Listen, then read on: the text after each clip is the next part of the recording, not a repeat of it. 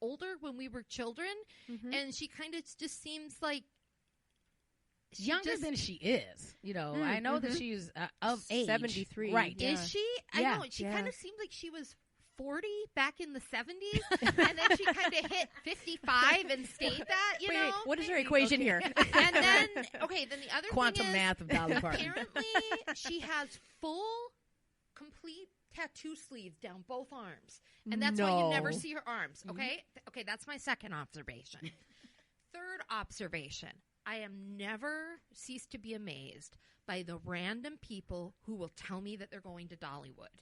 Do you know what I mean? Do you know what I mean? Like somebody will be like, "Oh, I'm going to Dollywood," or "I want to go to," and I'm always like, "You?" So that's kind of a Dolly Parton's America. And what was my last observation? I can't remember it right now. Well, I had another one, but I remember that. I mean, and I, for some reason, have leaned a little country a lot of my life. Maybe it's because I grew up in the Southwest, but she was that accessible country music that I liked when I was younger, and she would come out and just the storylines that she would come up. And Dolly Parton is amazing, as you could hear in that montage, at creating catchphrases, and she does say very quotable Dolly-isms, and I think that's part of the reason is that she just gives off this energy that you're like, I just want to, that's why when I found out, you know, when the guy was talking about, I followed her around for 2 years, I'm like, that is yes, I would love to do that. I feel like it would just be, fascinating to watch her just walk around and be Dolly. I do not like country music. I like Dolly Parton, but she's an amazing songwriter. Yes. She's one of those songwriters where you can take a song she's written and have artists from different genres cover it, and the song holds up. Yes. Willie Nelson is an artist like that, too. And there's a few artists from, I don't care if they're hip-hop, country, alt-rock, you know, whatever, and artists from all the different genres can cover those songs. So I do feel like that's maybe why she's a bit transcendent, because she doesn't really... Yes, she performs in country, but the songwriting skills are so strong. The artists don't have to be country, and they can still do those songs. I think that's a really good description of hers being transcendent. That's a great word. And she's also very authentic, is what I feel like. She seems to take herself appropriately seriously for her. Like she's like, this is who I am. If somebody asks her a pointed question, like I know for years people have been, you know, asking her about her you know, her sexuality and all these things. She's like, if I was gay, I would say I was gay. You know, it's just like I don't have any reason to hide anything. I'm just not, you know, kind of thing. And so the fact that I haven't made these decisions or that's not the storyline that you get all the time doesn't mean that I'm not full of storylines. And I think she's done a very good job of continuing to create her narrative and not, you know, and not be swayed by other people who were going to write her biography. And I think that's why this podcast is a really good idea, because it's another thing where she goes, I'm quirky and I'm me and I'm complex and I'm layered, but these are the layers. I choose my layers. Why do you think that she's everywhere right now? Because there's a mini series on Netflix where she's interviewed. There's about to be a special on TV. She's got this podcast. There's something else I can't remember, but anyway, so she's popping up at the same time on a whole bunch of radars. I'm going to tell you why I think this is kind of morbid. She's at that in between age that you like to memorialize people once they get to her age, because I feel like we lost some stars, a lot of stars that would be in that Dolly Parton age group and that demographic, and so I think that there is a hearkening of that kind of nostalgia, and they want somebody that's a feel-good story, and Dolly Parton is a feel-good story, and that can cross generations. And it's hard to find that right now. I maybe have a little bit of a different take on this. Okay, think about, like, I think she's kind of one of those ilk of people like Joan Rivers, where Joan Rivers always consistently worked. Like, do you remember that documentary on her, and she had her book? A piece of work. A piece of work. Whether she was really in the spotlight or not, that woman was out there consistently working.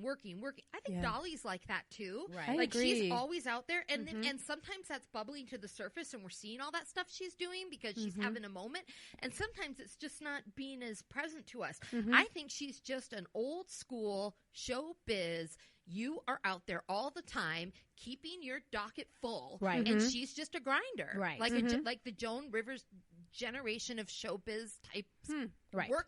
She works. Well, I am excited to see all of this stuff. I definitely plan on listening to that particular podcast. I find her fascinating, and it'll be some good popcorn for your ears, I think. It is. Dolly Parton, I think, even through her difficult times, will still be something that I think in the long run will bring you joy, and you'll be happy that she's continued to work. So I think that is going to be fantastic. Are you guys ready to go into a little...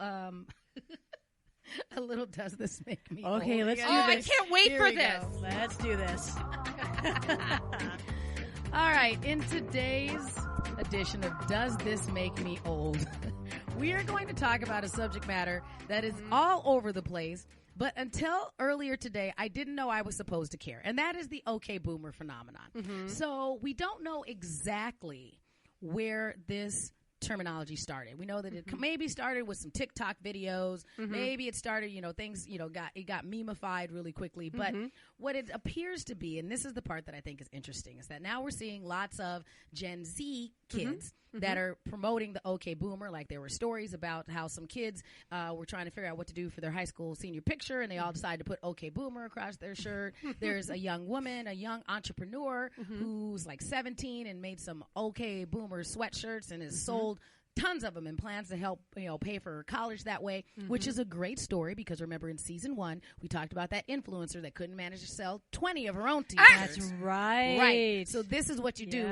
Get something popular, young lady. That's what we do. Right. Yeah. So we heard all of these stories about that. And then the part that I did think was interesting is that my favorite meme is one that we were passing around, and it was this fight that even though it appeared that the Gen Z kids started the OK Boomer joke, spoof, meme, TikTok thing, the millennials glommed onto it and made it a rallying cry to seriously be pissed off at the boomers. Yes. And the boomers retaliated by going, we're going to fight you people. And so it was a big, to me, fight between those two primary generations, which us as the Gen X kind of went, okay, let's sit here and watch this fight. Not my monkey, not my circus. Yep. That's what I felt.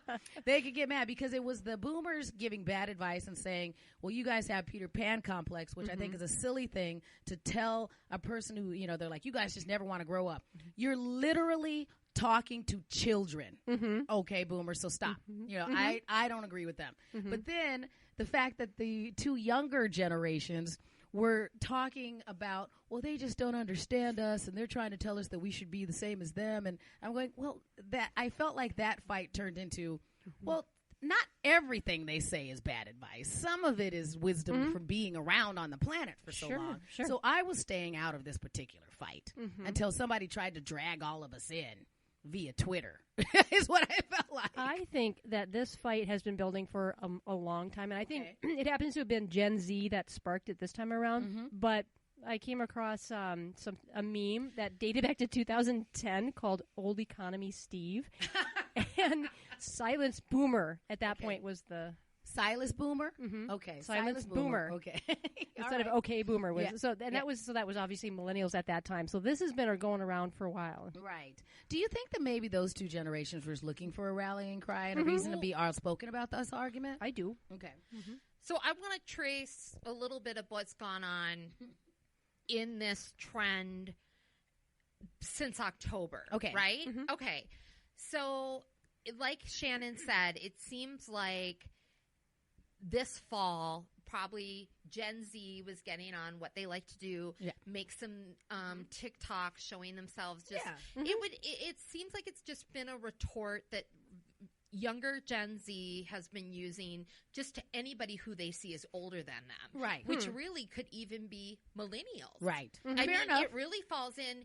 And if you remember, back in the 60s, the boomers used to say, don't trust anyone over 30. Right. So if you're a teenager, do you really care if somebody's 60 or 45 or 36? Okay, boomer to a teenager could mean anybody who's old. Yeah. I mean, my daughter will hear somebody's 25 and be like, they're so old. So I think it really could mean you're older than me. Okay, boomer, you're not related you don't get to it. me. Right. What happened was a millennial wrote a huge think piece in the New York Times, and this is where the millennials jump. Welcome to This is where the millennials jump in, and they take it and they do their exasperating millennial thing, and they take what I don't think the Gen Z generation really means, and apply what the millennials really think, which is, you have messed up our economy. You have given us student debt.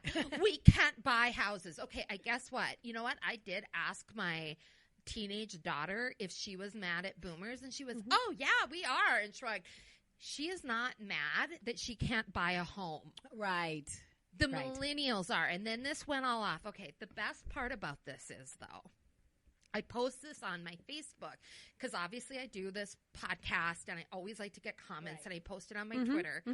And this is what's kind of happened with the boomers in general, but my mom is a great example of this. Boomers are mad at OK Boomer.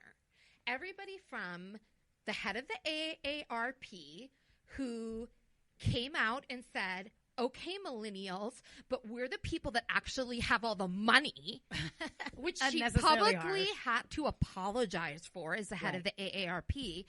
My mom, since I posted that on my Facebook, has nonstop sent me article after article after article trying to tell me why it's wrong that the younger generation is mad at boomers, to the point where I had to respond to her and say, I am not in charge of this trend. This was an article in the New York Times that I did not write. I do think it's interesting that one of the people who was owning it is William Shatner, our friend Captain Kirk, who I do not normally like on Twitter. I find he and I do not normally agree on Twitter, but he did do a good job. Really? I know. As much as I love Star Trek, I do not agree with Captain Tiberius Kirk. James Tiberius Kirk and I do not agree on Twitter. Wow. But he has, he's one of the boomers that's owning it and very aggressively going, right, and here's what similar to the AARP person, but William Shatner doesn't have to apologize for anything he says on there. Everybody who follows him knows that he's that guy. So he's been aggressively in Twitter fights with a number of millennials. Yeah, they're fighting back. Right. And so, so today, a story comes out on BuzzFeed, again, written by all the millennials who run BuzzFeed, or write all the articles at least. Maybe they don't own it. There's a new trend, apparently, because some rando Gen Zs made a TikTok where they called Gen X Karens. Yes.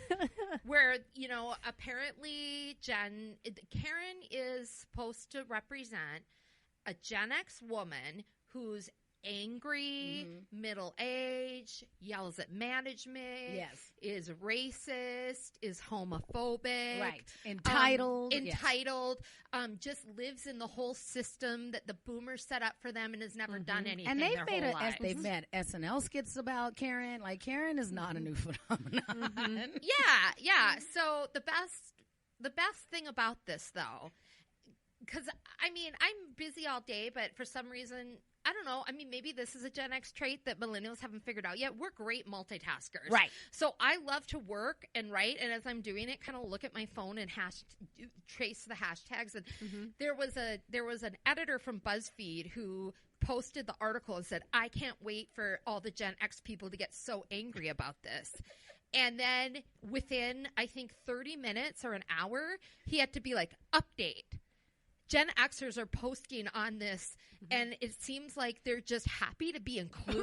Like, he could not get over. There were just, the comments didn't stop from all the Gen Xers. Like, hey, thanks for putting us on. Hey. Or, I'm just mad. The only thing I'm mad about this is that our name isn't Jennifer. Or Amy. Or I'm going to have to take a second from all the things I'm doing to try to care about this. Oh, I guess I don't. Or just plain old whatever. Or I'm spending way too much time actually providing for my child to care and defend myself against my Gen Z kid. I'm cool, kind of thing. Because even when you guys sent me that article, I'm like, I kind of think I don't care that they call me a Karen.